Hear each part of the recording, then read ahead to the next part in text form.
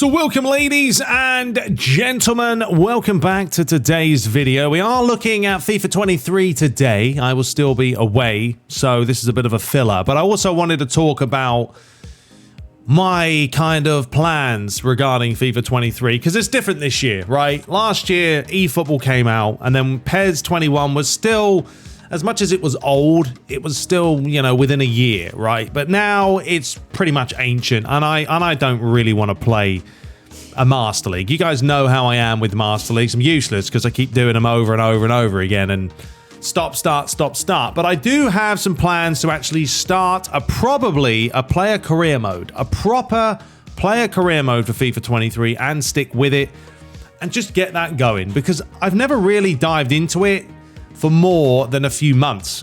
I'd like to play it continually for a few seasons and see kind of where we can go, you know, evolving the player, the customization that's there, getting relegated and promoted and all that stuff. So that's going to be the game plan. I will definitely be playing FIFA 23 more this year just because of Konami. Blame them. Honestly, blame them. So here we are. We're going to look at the FIFA 23 pre-order bonuses, prediction, and possible rewards for different editions, right? They always do this every year. The game will come out early for some of you guys if you want to fork over a little bit of cash. Well, there it is. The Ultimate Edition, which will cost you $100. It may feature more pre-order bonuses than the previous title, but generally, if you do pre-order the Ultimate Edition, you will get to play it early by a couple of days. So let's go down and kind of just run through this very, very quickly. So these are the FIFA 23 pre-order price predictions. So, you know, they'll be very similar, right? This was last year, FIFA 22. You're looking at £35 or $40 for the Switch version, which... Did you guys ever play the Switch version? It looks rubbish, to be honest, so I've never even bothered with it. I think I played it one time, or I bought it the first time it came out on the Switch. Wasn't very impressed. Then you've got the Standard Edition on PC, that's £55. Then you had the Standard Edition on PS4 and Xbox One, which is around 60 bones, £60. FIFA 22 Standard Edition on the PS5 and the Xbox X, etc. will be $10 or £10 more at 70. Then you've got the Ultimate Edition, which does feature the dual entitlement, which means you can go from PS4 to PS5, etc. That's going to be around £90 or 100 doll hairs. That's right. It's a lot of cash, isn't it? It's a lot of money. But next year, it could all change. If FIFA goes, or not FIFA, it'll be called EA Sports FC. If that goes to a free-to-play game, then I don't really know how it's going to work. But we'll find out. So they predict the fans will be able to pre-order FIFA 23 in July. Okay, so at some point in this month, there will probably be some news that actually comes out. I think last year, around the end of July, they started to release a few things. When that happens, I will, of course, keep you guys up to date with the latest trailers, etc. The game is tipped to be announced early this month. Well, there you go. They did it for me. Early this month. So it would make sense that pre-orders begin almost simultaneously. And then how you can pre-order it, you know, the usual, physical or digital, depending on what you want to choose.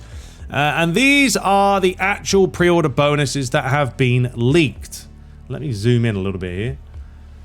So while you should take this as a pinch of the old salt, they've claimed on Twitter that those who pre-order the rumored Ultimate Edition of the game will receive one untradeable FIFA World Cup Foot Heroes player, November 11th, only if you pre-order it before August 21st. You'll also have 3 days of early access. So there we go. You can play it from September the 27th, and then you've got one untradeable ones to watch player from September 30th. My voice went up and down there. And that's not all. They claim you'll get early access to the game, a bunch of untradeable characters or players, and even a slew of FIFA points. And then you've got right here, more stuff. One team of the week player, 4,600 FIFA points. You've got the Foot Ambassador loan player pick, son Vinicius Davis. And you've got Mbappe on loan for 5 games. Career mode, homegrown talent, which is a little perk for career mode. One untradeable FIFA World Cup Foot Heroes player. 3 days early access. One untradeable ones to watch player. So ultimately, folks, this is for those that play Ultimate Team, or if you want to play the game early. But it's a lot of money to fork over $100 just to play the game 3 days early. So, yeah, I would definitely say if you don't play Ultimate Team, this isn't even worth it for you. So, will FIFA 23 be available on last-gen consoles, PS4, Xbox One? Nothing officially has been released. However, we can safely assume it will be. Yes, it will be. There's no chance of them not putting FIFA 23 out on PS4. They would lose a lot of money. And will it be on the Switch? Considering that the Switch is Nintendo's best-selling console ever, it's highly likely that FIFA 20 will arrive on the Switch, but don't expect it to be flashy. No, it'll be rubbish. I guarantee you it. They will not do anything. They call it, what, the Legacy Edition? They won't do anything. It'll be the same as before. Blah. So there we have it, folks. There is the news on all the pre-order stuff. Other things to quickly go over. There were a couple of reveals for the Germany and Brazil.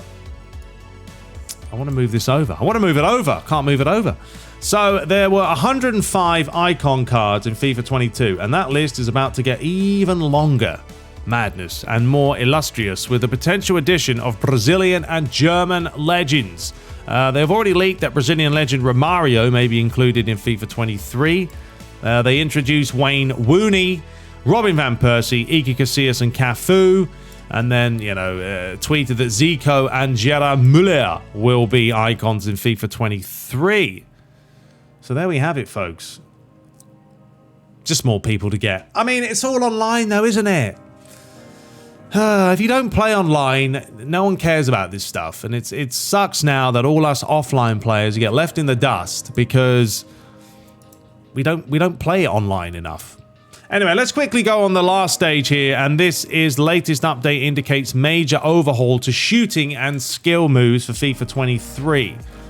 So what happened is this, pretty much in the title update of number 14 that was announced for FIFA 22, with some interesting changes potentially indicating an overhaul for shooting in FIFA 23. The most interesting changes are greatly increased the accuracy of low and mid-powered low-driven shots. They slightly increased the animation speed of the reverse step over, and body feint moves. They increased the likelihood of a knuckle shot ball, knuckle shot ball shot. Let's do that again.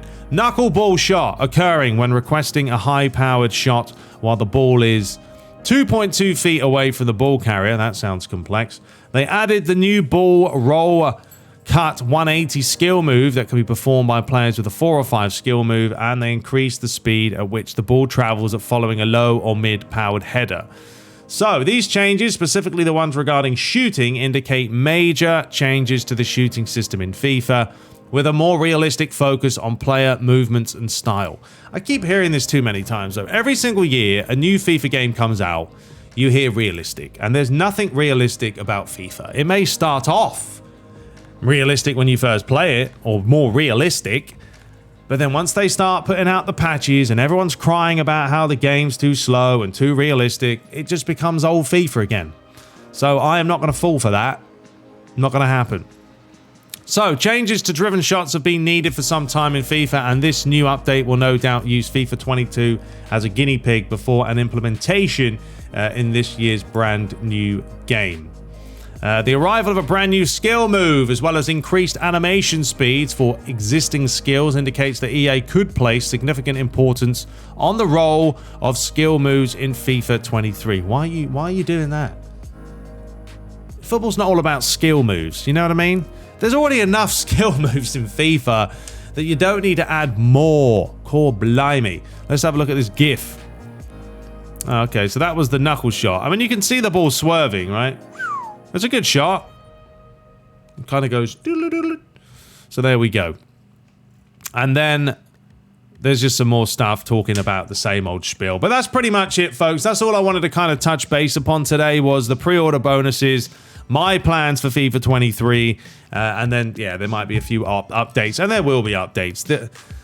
We're going to find out, folks. Once we get the pitch notes from EA, once they've spiced it up with their fancy words, then we can go in there and take a look at it. But I probably am more than likely going to do a player career mode this year on FIFA 23 and stick with it. And I will stick with it because there's nothing else to play, you know? eFootball is pants.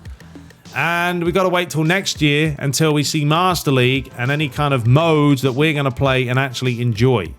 And unless they come out with an absolute belter of a mode online for eFootball, current state is not good enough. And that's, you know, it's been mentioned by the fans, so we'll see. Anyway, until next time, subscribe for more. Let me know your thoughts about FIFA 23. Will you pick it up? Will you get the Ultimate Edition? Will you spend $100? I don't know. Let me know. And until next time, subscribe for more and take care.